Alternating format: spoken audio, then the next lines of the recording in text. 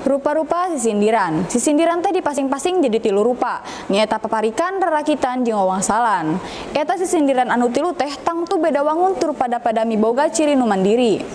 Wawangsalan. Beda jeung wangun paparikan atawa rarakitan. Wangun wawangsalan mah dina padalisan cakang teh ngandung tatarucingan atawa mangrupa tatarucingan. Ari dina padalisan eusi mah ngandung wangsal. Eta wangsal teh mangrupa kecap atawa prase anu sorana murwakanti. Nyaeta deukeut jeung eusi tina tatarucingan teh. Contona, klub main bal Maung Bandung. Tos nasib kedah paterai. Wangsalna Persib.